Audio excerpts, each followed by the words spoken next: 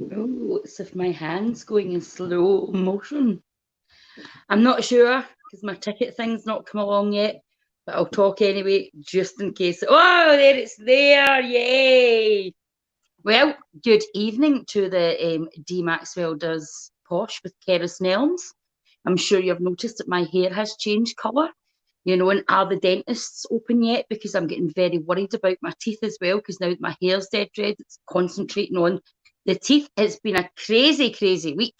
But anyway, without further ado, let's bring on Cerys Nelmes. Oh, you may have noticed that my hair's a different colour as well.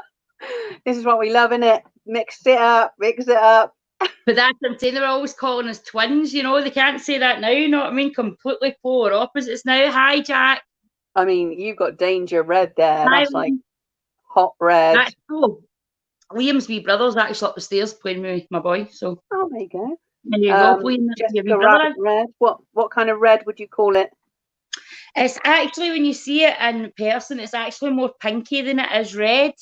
But on Very here, striking. it goes very vibrant red. You know what I mean? But my friend come home. She's moved back home with her daughter, and I was just having one of those weeks. I was just like, I'm saying this every week, don't I? I've had enough. I'm like a broken record. Every excuse. Well, I'm sorry. I went out in the street and I stripped naked and I spoke and did what. I was just having a bad week. So I'm a bit all over the place. How are you? I'm all right. What's happened this week? I'm fine. I'm just Well, tripping I along. can't, I can't, I can't can't really say too much about one, but one of my close friends who's been really, really good throughout my whole career, really backed me, actually was one of the lecturers at my college. Her mum's in hospital just now, so I'm constantly just, my mind's always there, and I'm either meditating or praying, or so my mind's, and I'm just like, can we not just have some respite, please? Is it You know. is it coronavirus or something else? No, no, Something else. no. I don't ever ask too much details, because that way when you say somebody's not well, don't get me wrong. She personally messaged me. You know what I mean? It wasn't something I read on Facebook, and you don't want to, because they're going to be speaking to everybody. So you don't. I just go, right. Was there I can do? I don't ever ask what the issue is. Just what can I do? You know what I mean? Yeah. Thank you, Colin. I like this. It's almost like we talk to each other and go, "Should we change our hair up this week?" We don't. Yeah, We just come on. We're like, "Oh, look at us! Look at us! Look what we've done!" I know. I really worry for the hairdresser, the first hairdresser that gets me. Why? Because you bleach yours, do you? Yeah, and see, the thing Yeah. is, I'm very vain when it comes to my hair. I think because I was heavy for as long, my hair was the only thing that I liked to look at for a long while. So see, now it's really annoying me now. Now I just feel like Jimmy Cranky's like adopted child that's been Well, see, found in an oven. I had mine done last week. So she was like, "What grade do you want?" I was like, "Oh, grade one it." So I'm like shaved with an inch of my knife. But What this you is all actually just you grey. can go to the hairdresser already, can't you? Eh? Oh yeah. Straight in. They like pretty much the week it happened. Go to the gym next week. No, I can't. Yeah, gyms are open I don't know next week. when Week I was after. open. I just get confused. I feel as if I just hear phase 3, 4, Nicola Sturgeon, Boris Johnson, and all I start to hear is la la la la la la la la la. Yes. Well, my gym's back open soon and the indoor pool, but I've had to cancel my gym membership because I've got no fucking money. That takes me to a valid point, guys. These shows, obviously, in lockdown, we were all getting things in creative, but there is a paid link. It does help me and Kerry. So if you put money in after the things that the show take from it, which isn't very much to be honest, we get the money. And right now, trust me, we need it, because we don't know when we're going back out to work. I'm looking at actually doing a few Zoom comedy things. I'll shoot you over the ideas that I'm doing. I'm working with somebody else, and it looks like it's going to be a go, and it's going to be a paid show. So I'm going to speak to Kane about it as well. But yeah, that's another thing. So, Money talk here. Money talk. We need some cash, guys. Look, we're dyeing our hair. We're going insane. We don't have any money. We're hey, taking let's not t-shirts get it and twisted. These are home hair dye jobs. These aren't professional. This is like £5. And I'm not going to spend money on my gym membership. That's well in the back burner for now. Just generally food and electricity is the things that we're looking for now at the moment. Yeah, it's look. I did a Zoom gig on Thursday. I had to host an annual conference for a consultancy business to 315 people. It was supposed to be, well, it was supposed to be initially they messaged me and they're like, can you be a comedian? Can you do 20 minutes to these 300 people? I'm like, that sounds like hell on a stick. No, thank you. That's awful. Like that's a corporate. That's the worst, one of the worst gigs you can do if you're not experienced or if you don't know how to read the room or whatever. Like on Zoom, even worse. So I was like, and then a promoter rang me and he's like, oh, I've got this gig for you. I don't know whether you've heard about it. And he said, I suggested that you MC it and then have two comedians on or 3 comedians on. I was like, oh, fantastic. I can MC some comedy. That's fine because it just involves me talking to people. I was like, you just made an unplayable gig, a nice gig. So thank you very much. So with that, they sorted it all out. A couple of days before, the girl's like, oh, actually, we want you to host the whole night. And I was like, okay. So I messaged the promoter and I was like, what the fuck's going on? Like now they want me to host the whole night. How am I going to, because we have this thing, don't we? Give us your fee.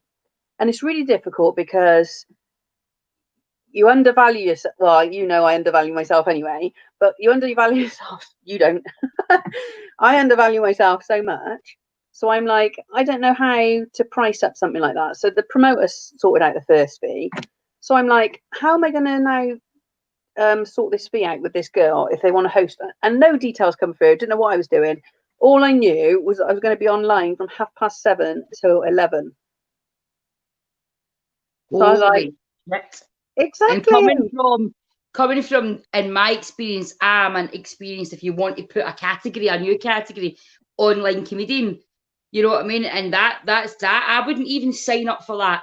Yeah. So I'm just like, okay, so then I speak to the promoter and he's like, the comedians I booked, they've cancelled. And I was like, what? And they're like, they've booked this other comedian. And you know, it's always a bad sign when somebody goes, this is the comedian's name. And you go, I've never heard of them. So I'd never heard of this bloke. And I was like, oh, is he, because have you heard of Chris Turner? He's like, what to do? Like, he's a freestyle rapper. So he's one of these ones that gets the words for the audience. He's fucking brilliant. Lives in LA at the moment. So they're like, he's under his management. I said, oh, he must live in LA then, because I haven't heard of this guy. Oh, no, he's London based. Pretty much a 5-minute open spot. And they put him on for 20 minutes at this gig. And I'm on the screen the whole time like this.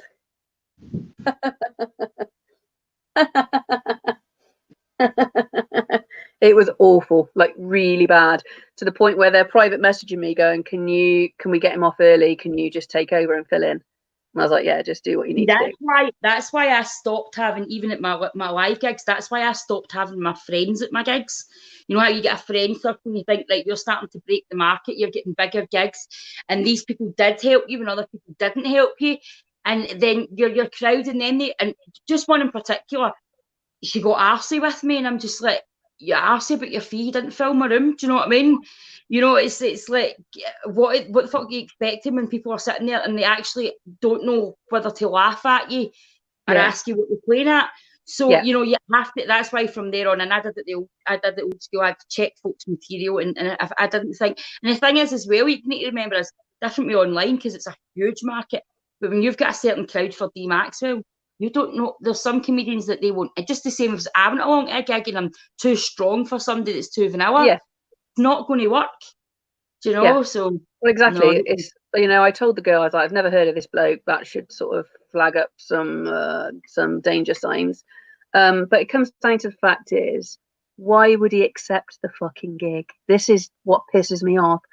I never accept a gig that I don't think I'm right for. I get all the details and I'm like, I'm really not the right person. Like, if they're like, it's in a church and there's going to be kids there, I'm like, I'm really not the right fucking person. Do you know what I mean? I get booked for a show in Paisley, right? The girl was dying of cancer, right? She was a big fan. And I'd get booked, and I said yes straight away. Didn't even think about it. It was when I was very inexperienced, to be fair, and was out there with bigger boys, and I had knowledge. Do you know what I mean? So, and then I just, you know, that way, this is something you would check straight away. But I'm like, right, I've booked this. Wait a minute, this is during the day. Wait a minute, there's kids dancing at this. Wait a minute. And then I messaged them. I'm all over the adverts for this time, right? And you know, I was actually like, no, some of the kids love you. I'm like, that doesn't matter. That doesn't matter whether some of the fucking kids love me or not. Some of their fucking grands might not. And you know, I'm strictly 18 content mostly. And very some occasions when I did my older material, like my survival kit, a council child, and that was more suitable to like 16 and above. But any shows I've done with that is it's got more racy as time went on. There's no way. My daughter's 18 and I don't like her watching me. So I certainly don't want somebody's 12-year-old child in a leotard listening to me talking about my vagina. Well, this is it. I've been fired. Did I tell you about the time I was fired from my job? No, probably not. I had a residency, MC residency. So I've worked in this theatre for about a year. But that's more about promoters, not female promoters, not sticking up for female comedians rather than anything else. So there was supposed to be no kids there. It seems to be the fucking thing. I'm not being cheeky, you know me. That's why people either love me or hate me. I'm outspoken, right?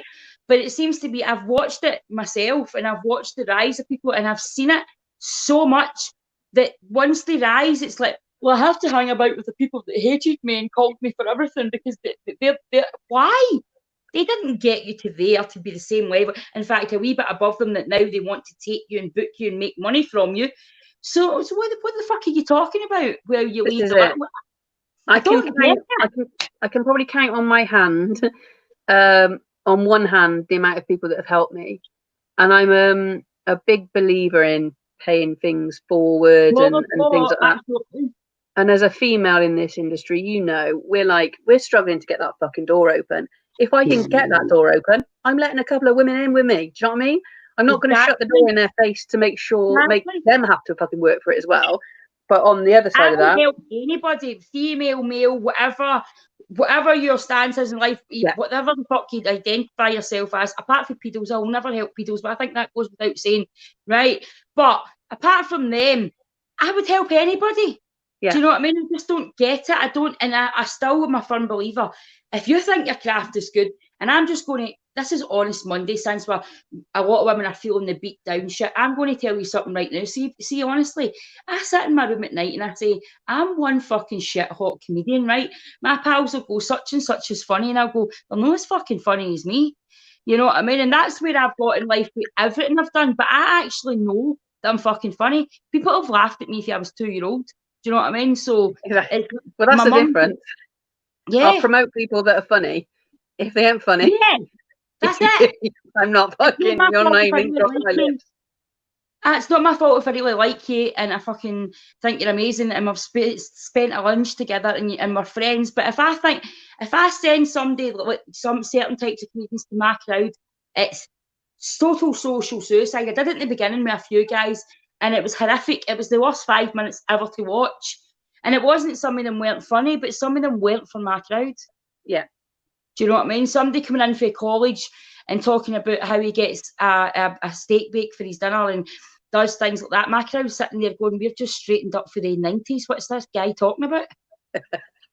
You know what I mean? It's like, oh, you're a rebel. You stole a steak bake, mate. I took 10 acres and left. You know what I mean? They would, but to be fair, my fans mostly are polite. So they would maybe give it to me, oh, son, oh, your poor mother should have told you to go and get another job. You know what I mean? But you can feel the silence, and then I've got to pick somebody like Ronnie and other guys I know work well in my crowd, and they've got to work their arse off so that I can just come on and do what I do. And it's just, I just don't think that some people, and I think sometimes, I don't ever say comedy's shite, right? But sometimes I just think, who told you you're funny and why are you standing there? Yeah, I've seen posts this week on Facebook that have really fucked me off. like obviously the local news and the radio are jumping on the what the fuck is happening to comedy, and then you've got some fucking shit comedian going, oh, I'm going on the radio to talk about the comedy situation, and you're like, but you're not a fucking comedian. But see, Please that's the thing pass is it as on well. to somebody that is. Everybody's posted Save Live comedy right now. I've done independent gigs and I've done things. I know that it's good to support and say and share Save Live comedy. I don't have pictures in a comedy club. I've not done comedy clubs. I'll support all my friends and all the rest of it, but all my gigs have been predominantly, apart from the odd wee spot from a few of my friends in their comedy nights in a pub. Yeah. And the stand once. I've not been in that circuit, so I would be hypocritical just to say with somebody that's not got much experience to fucking share that, because I've not done it. I don't know what they're losing because it's not been my platform. Yeah. Do you know what I mean? That's it. It's like we need people speaking for us that know what they're talking about, that are part of it. Not sort of Billy fucking factory worker that's working 40 hours a week in a factory and doing a 5-minute open spot at 7 gigs in London on a Saturday night. I can't have that. That's not being bitchy. That's just being practical. You can't take the perspective of how heavy this or like Billy Kirkwood down my way. Billy Kirkwood, when we went to Valley Ark, similar together. We grew up in the same area. We're not best friends. I respect him and I know him, and we've conversed. And I felt the passion and the sadness in his voice when he was talking about the live comedy circuit. And that's the people that need to speak for it. It's like, and I know that sounds an extreme simile, right? But it's like somebody being murdered and the friend speaking for the mother. How do you understand that magnitude? You're not in that shoe. Yeah. And that's why I didn't share it, not because I hope to God it doesn't get saved and all the rest of it. I'm just thinking, oh, fuck that. It's not how I'm thinking. I'm thinking, I can't shout about something I don't know what it's about to lose. Yeah. You know what I mean? No. And that's why it needs to come from the old school. It needs to come from like yourself, people that have worked the circuit for, kicked their ass to go through pubs. I just wholly respect their craft, do you know what I mean? But I haven't worked it, so I'm not going to stand there and give it all the big Dee Maxwell Save Our stage that I hardly fucking stood on. You know what I mean?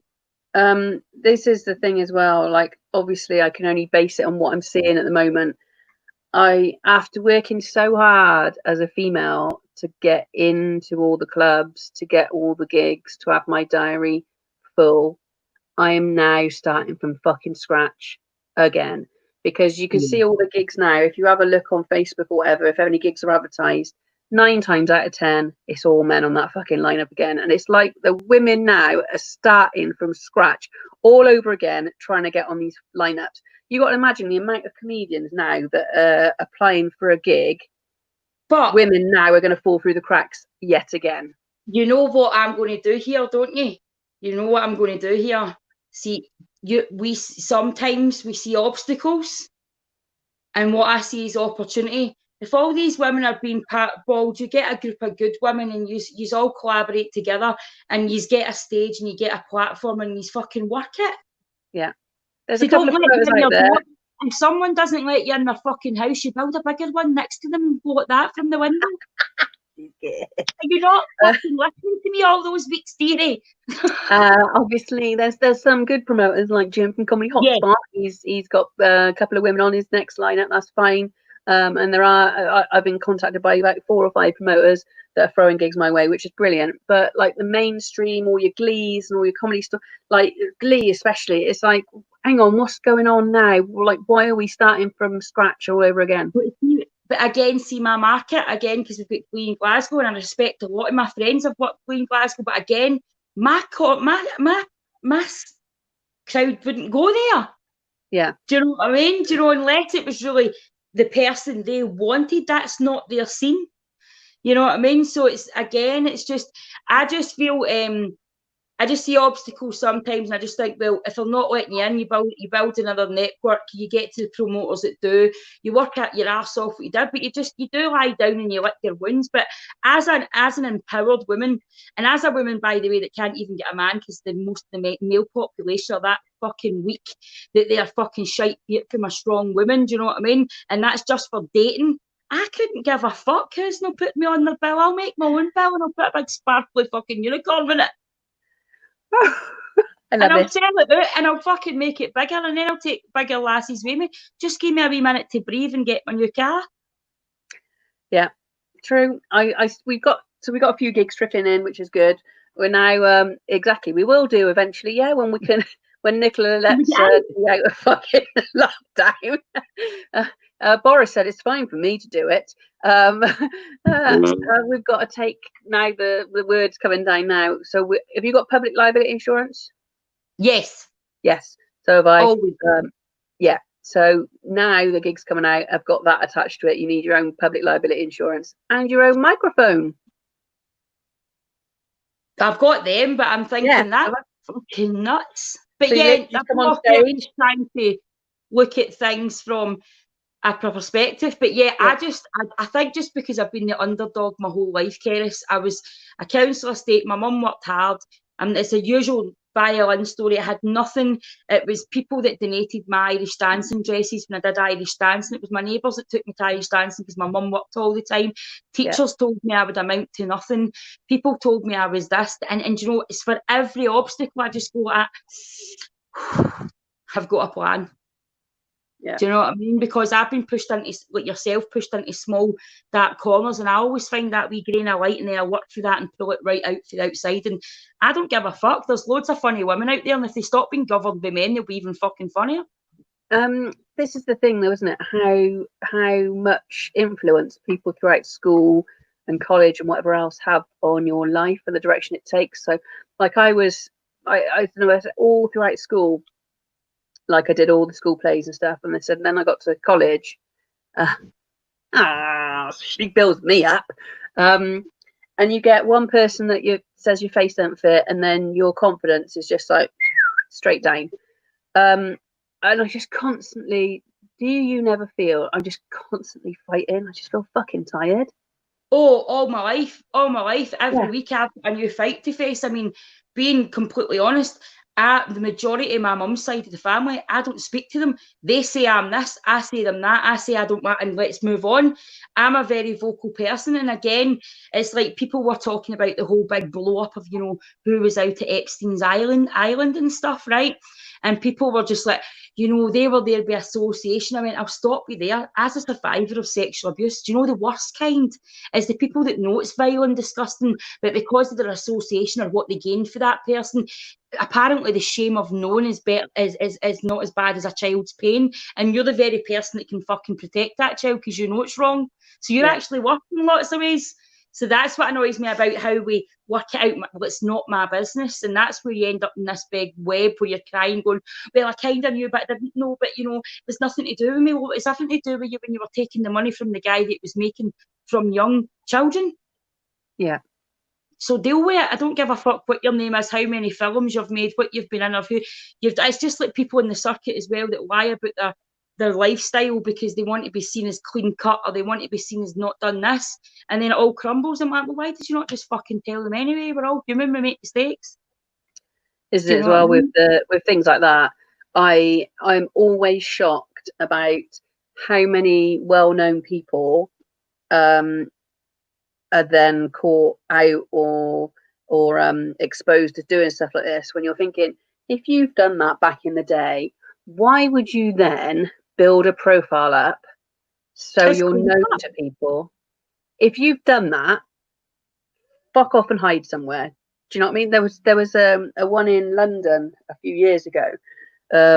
This guy, and I'll tell you this now, he was literally grooming my son, and I didn't realise. Like, he was sending me messages, always asking about Callum and stuff like that, and I'm like, oh yeah, is this and that and all this. And he was outed as this pedo, and what I could understand was, so he wasn't a very good comedian. He was on the comedy circuit, like an open spot again, but his Facebook was literally full of him with photos of famous comedians, and you're like, oh my god, mate, you've done this. In what fucking parallel world do you think, by you going online and having your photos taken with all these famous comedians, where all your victims or whatever you want to call them have are going to see you in the newspaper and stuff like that, you're going to be exposed. There's young boys and girls that message me regularly. I've had even a young boy of 14 message me going, "Oh my God, you're fit." And I said, "Look, pal, don't message me anything like that." To me, that screams damage in a child that's looking at a woman of nearly 40 to say something like that. You know what I mean? But at the same time as well, you've got to, and same, I've got loads of vulnerable people that come forward, and I do help younger kids. But one of the first thing I say to them is, right, darling, I know you're in a bad place, because I do help a lot of people that people don't realise. There's a lot of people that come to me and I put them onto Chrissy's house and I help them suicidal thoughts, drug addictions, put them onto groups in their area, research things for them. And, and I always say, does your mum know that you're messaging me? Or can I speak to your mum? Have you told your mum your problem? Because I'm so paranoid because of what I've been through and what can be perceived and what people are doing now. And there's so much stuff out there. And I said, educate your child. Tell your child what a paedophile is, what exactly they are. They're not a bad man. That's not enough. Yeah. They're not a bad man because they can be a woman, they could be an uncle, and they're not seen as just a man. They're known to you and trust. You need to be absolutely straight down the line. It's something you don't want to discuss with a child, but you have to. My kids knew the pants rule, which, by the way, parents, if you're looking for it, it's on Bernardo's website. It's actually a poem, and it explains, and it's in a nice child way, explaining exactly how a paedophile can groom your child right under your nose. And it's imperative that that's what the standards take. People round about abuse that need to stand. It's not just the people within it. You're pointing the finger. Well, it was them. I was there, but it was them. If you're part of it and you know something about it, it's your duty for any child to be looking after them. That's what annoys me. Oh, she grasped this to the social. Well, that'll be right. That's because you've not fed your veins for fucking 4 days, you clown. You know what I mean? Sorry, you're having a hard time. Well, your veins having a hard time and all. I've not had a shit in 2 days because I've no ate. This is it. You know what I mean? Gemma put, she can relate to it. We've like, I would say 99% of people I speak to have been through this. And like I said, even for me, look, I've been watching. You watched I May Destroy You? Yeah. Are you watching it at the moment on BBC? I mean, that's blowing my mind at the moment, which is about rape and people like blanking and even blanking stuff out, even when you're like 100% there, the situation's so bad you're blanking it out. Now, for years, I didn't think anything happened to me when I was younger. That's what happened. It kind of flashes back, and I still, to this day, I'm like, am I just fucking making this up? And I'm like, why would I make what situation would I ever think that would have happened? Like, that would happen in my imagination? It can't have happened in my imagination.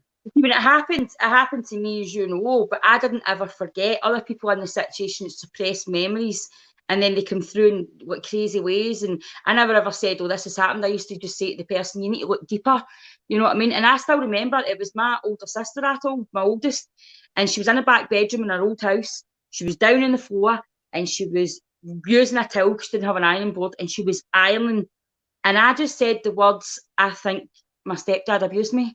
But I knew he did. I just couldn't take the words out my mouth. Yeah. You know what I mean? And I can still remember her just sitting there looking at me like, wow.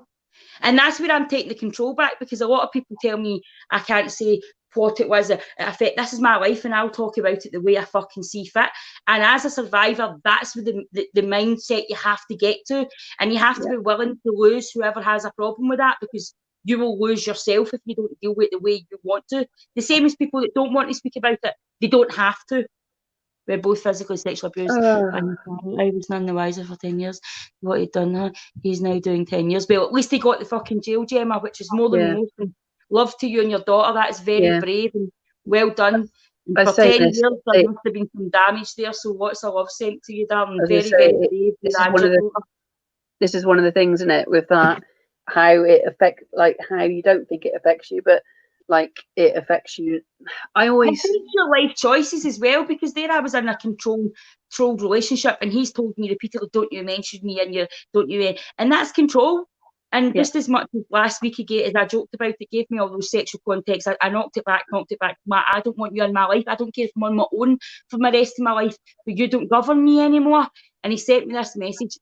Do you know what? Nobody's laughing at you. You're scum. You're an embarrassment. I carried your past. like a lead balloon. I don't respect you. You're a skank. And this is a guy that slept with grannies and everything. Do you know what I mean? And no offence to age differences, but would have slept with anybody that had a pulse. But I was to be quiet about the damage that you've done. Is up as last as next week, which, by the way, threw me off my diet. It's put me into a spiral. I've had a week of eating rubbish, and I ended up getting drunk at the weekend. But you know what I discovered? Dee's done that much work on herself. Even the damaged drunk Dee doesn't want to be used. So Yeah. I have cured a lot in myself, and that made me. But I went to rock bottom there. I've put on 7 pounds in a week because of comments of people we allow in, and because of who they're attached to us, or what they mean to somebody else, or who you're going to hurt. You have to hold in your pain. No, you fucking don't. You have to speak out the pain, and anybody that's got a problem with it can fuck off. I suffered abuse when I was younger. I'm honest with my daughter about anything she asked about. I've made sure to explain personal space. It would break my heart if anything happened to her. I blame myself. You would never blame yourself. There's one person to blame for an abused child, and that is the abuser, unless you knowingly know, which honestly, it would amaze you under your own roof the amount of stuff that people can get away if they program a child enough. And that's why you have to start with the child and make the child aware what these people actually are. They're not just bad men, strangers, or danger, or they look weird. They're every normal day people, and they could be their uncle, their dad, their stepbrother, their sister, their brother. It's anybody. My whole family were in the house when it was happening. Yeah. And you've no idea. No. But I said, what upsets me the most is, and I can never shake this feeling, is that I don't know what kind of person I would have been if that had not happened. He's taken that away from me, if you know what I mean. I always sit here and wonder, I'm like, if that hadn't have happened, what would I be doing? How would I be? And instead, I'm going to touch on who I am now. Who I am now respects her body, loves her body, knows that it's hers, knows that it's actually magical, and knows that I'm a caring person, and knows that a guy that's in this embrace actually is very privileged, because, all joking aside, I'm a loving, caring person. I was as a child. He broke my innocence. He made me into somebody when the guys laid me down and took my clothes off. I didn't know I was allowed to say no, right?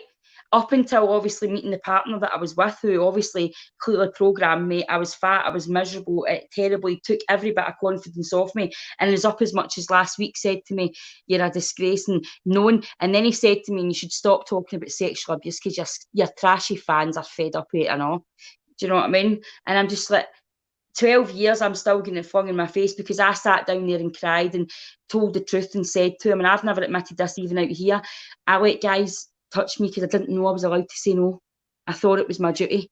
I thought that if a guy advanced towards me, regardless of whether I wanted him to touch me, then that was what I was to do, because from a young age, I hadn't a voice and I wasn't allowed to say no. So I went through the years of wreckage, eventually thinking I'd found somebody I'd loved. And the whole time I was together, he always told me he didn't respect me. He always told me that he struggled with my past. And this is a guy that used to have 3 and 4 women on it to go at a time. You know what I mean? You know what I mean? So this is, and I would take that on board. And up until even as much as last week, I wouldn't speak about it. I wouldn't talk about my 12 years of absolute mental torture, not physical, not sexual, mental abuse of years. And it's only now. So I've let that cycle happen to me again. And that's why you have to speak out. That's why drunk Denise isn't there anymore. That's why damaged Denise isn't there, because I'm willing to say, hands up. Yes, to a lot of people, I may have been viewed as a slapper, but what it didn't take from me is I'm still very sexual. I'm still very passionate. I still love and I still like to act with the right people, but no one will ever put me to that level, because I've had it in my childhood, my teens and my adulthood. And that's why in a circuit, in a shop, in a job, anywhere in this fucking world, Cerys, nobody will ever bring me down again. And that's the place you need to get to in order to heal. Do you know? I mean, like, listening to you is inspiring. Hang on. Mental abuse my mum all my life, no more. I love me, you two ladies. Thank you, Fiona. There's some sad things coming through. That's the way you are. You're an inspiration to people, the way you talk about it and things like that. Whereas I took the different route, and I'm still in that little fucking fug. Whereas I've been in abusive relationship after abusive relationship, and then to the point where I you know, the way I looked at sex became more of a job. So I did it as a job, worked in the sex industry for a while, and now completely the opposite way. And I just don't like it. I don't want it. I don't care about it. You abused yourself that much to try and heal the abuse that you had no control over. So if you let you get paid and for what they did, then you had some control over it, and that's fine. And see, the way you dealt with it is fine. See, you not out shouting about it is fine, because everybody exactly what I was. That's when people ask me, because I obviously, those of you who don't know, I did porn for a few films or whatever. People ask me why I did it. It was to take back that power, right? And if you want to know why I stopped, it was because on the third film I did, the porn director made me suck him off. And like for me, I'd gone into that, and I'm like, I'm empowering myself. I'm taking all this back. I'm taking back the control of this side of me, and I'm exactly back in square one, like exactly back where I was. You look right there. Yeah, with a different man. So a man exerting his control over me yet again in a position where I thought, at last, I've got control over this. No, I'm in exactly the same fucking situation. To any previous ladies from the bloody rooftops using an inspiration. Do you know? That's what I try to say. I'm just going to you keep reading some of the comments, Cerys. I need to put a light on. It's get dark in here. Yeah, forget we're doing this. Yeah, so we're saying this. So whereas Dee sort of getting on with life and stuff, there's some of us out there that just have got into this funk now. I don't know whether I'll ever be in a relationship with a bloke again. I don't know whether I can handle that. It's been 7 years since I've been. Oh, look how lit up she is. 7 years since I've had sex, and 10 years since I've been in a relationship. I just don't think I can be. The problem is with me is that now I think I always bring the wrong people into my life. So by not bringing them in, I'm not going to harm myself. You don't have to do work on yourself to be able to do what human people think's good. But what you have to do is, I'm actually going to put you in touch with my friend and see what you do, right? And you can do what you want with it, right? But my friend Fiona, no, fucking Jesus Christ, don't need him in your life. For God's sake, that boy's he's a lovely boy, he's a great as a friend, all joking aside. But my friend Fiona Thomas, I remember first hooking up with you on this, and you remind me so much. You're just the way you talk. She's like, oh yeah, she said exactly where you were in England. She actually messaged me. She gave me a voice message, and I was like, you sound so Scottish there. She's like, I need to brush up my English. I've been here too long.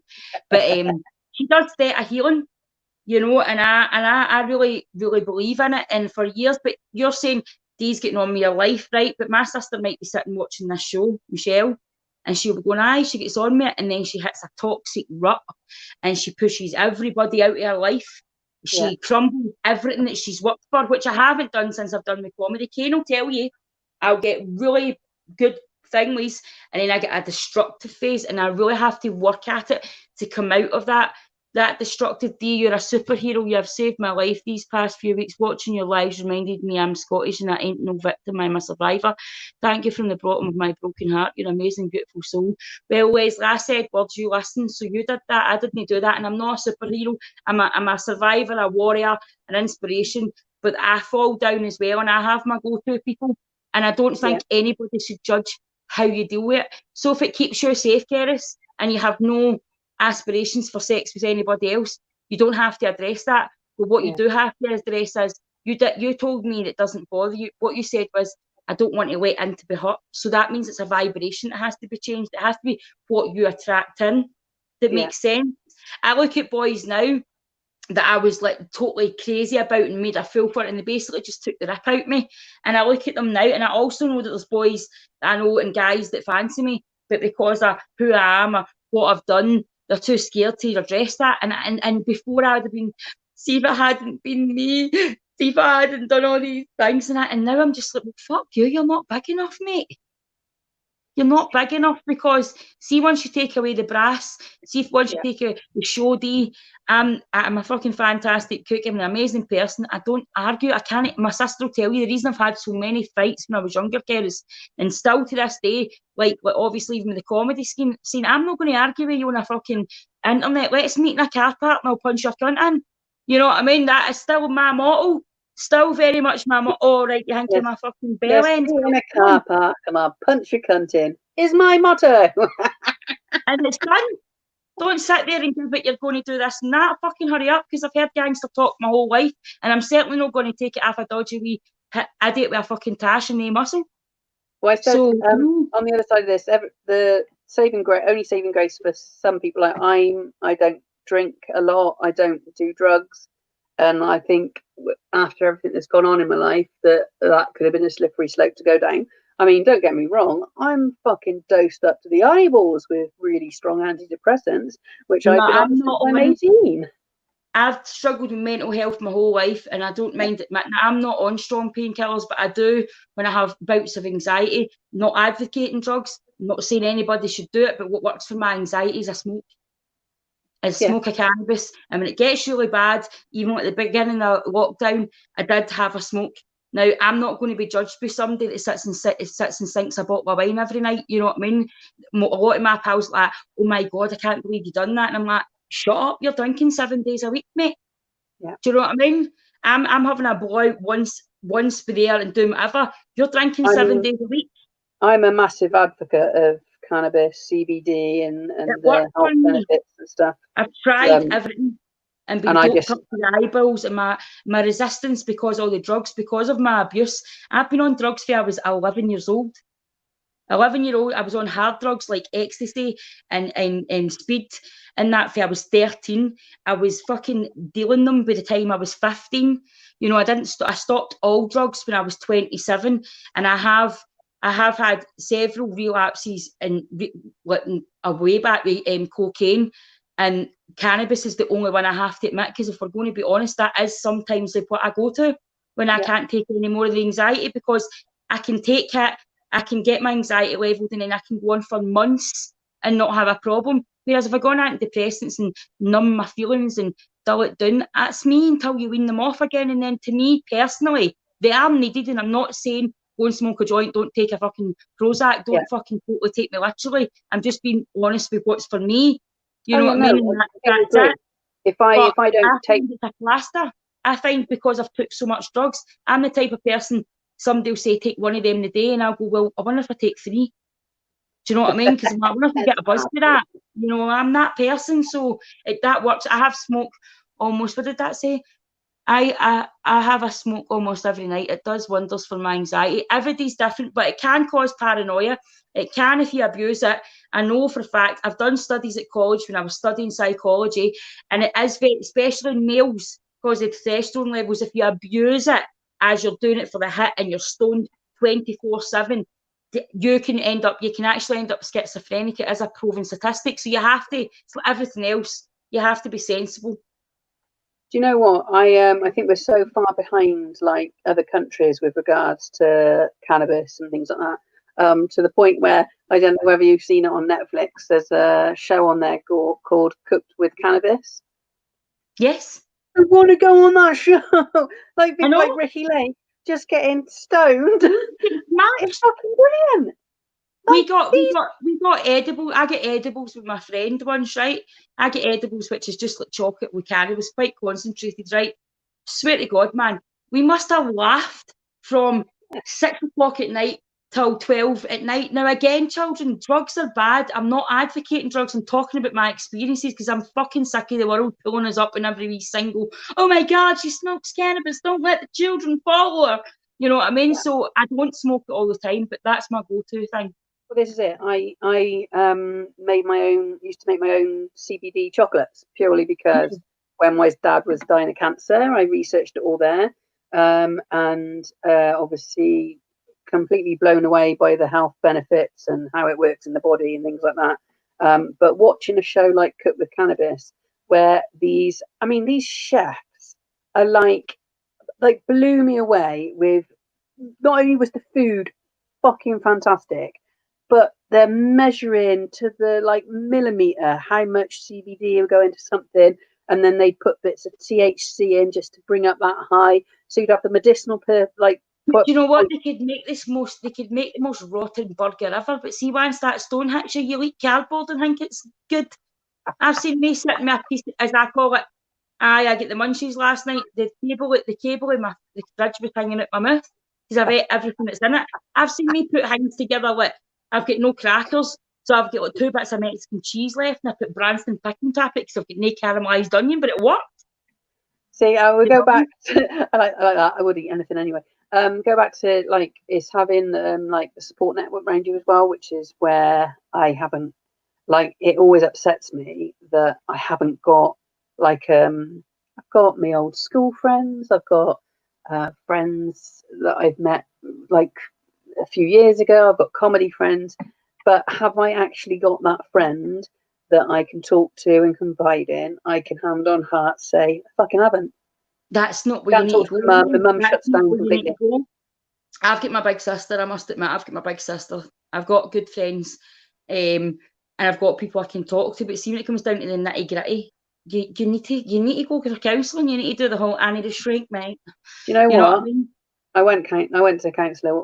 I've been to a counsellor quite a few times, and one of them, it always sticks in my head. She's like, "That's too many issues to deal with. Can we just pick one?"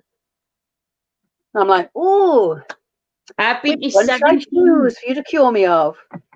17 counsellors, and it was the 17th one, and I'm still with her. This is the one that when I had my failed suicide attempt, although she was off duty, drove all the way to stick her fingers down my throat because it was COVID and nobody would do it. Do you know what I mean? So this woman is phenomenal. I mean, I first walked in and seen her, and I looked at her and I thought, she's sitting there with mousy brown hair. She looked as if she's not even been banged at all.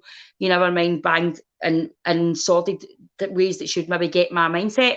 You know what I mean? So, and I sat down and she was very polite, and I used to, and they would just talk at me, but she used to go, and so how do you feel about that? And I used to think, see if a counsellor asked me that, but do you know what? See, as children, I've been through that mill, and people that are normalised it, people see your pain.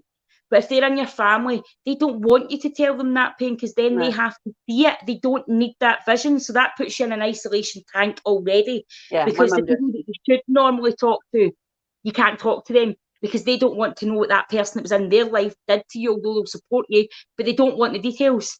Yeah. And that's where you have to go with the details. You have to go, as I call it, the Sigmund Freud route, as I call it, the iceberg. You have to go under the iceberg. Personally, it was alternative therapies and alternative counsellors. I didn't go to mainstream NHS.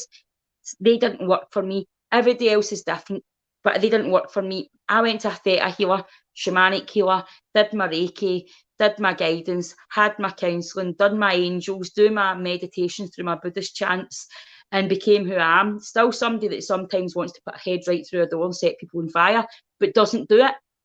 So there's improvements. Namaste. Namaste. But yeah, we've done it again. But what I will say to you is there's Break the Silence. There's if you're in your area, I know most charities, because behind the scenes, Dee works for a survivors line, you know what I mean, which is only given to people of survivors. It's not something I can give you out. They don't know they're talking to me. They wouldn't know they were talking to me. And I used to do it 3 nights a week, but obviously with commitments and stuff. But I've went back up to doing it 2 nights a week again. So there's loads of options out there. Don't ever think that you're ever alone. And please, there's lots of people out there that their family turn their back on you. Do you know what? It just makes it easier for them because they have to hate somebody that they love too, and they've not been experienced as you. So that's another way. Don't seek solace in the family members that don't understand you or love you. Seek solace in people that will be there for you, give you positive vibes, and move forward. And don't see me as a fucking superhero, because I fuck up, I make mistakes, I get angry, and my children will tell you I'm not as perfect as this fucking online world thinks I am. So there is issues there. But anyway, this has been I've loved this show. It's gave me a few inspiration and ideas for the women comedy circuit as well. So that's a good positive thing. But I think we'll keep that under my hat and we'll keep it as a wee surprise. But I think I've come up with something really, really good. And I'll speak to the guys about it backstage. But anyway, I've been Dee Maxwell, and you've been Cerys Nelmes. Bye, everybody. Bye.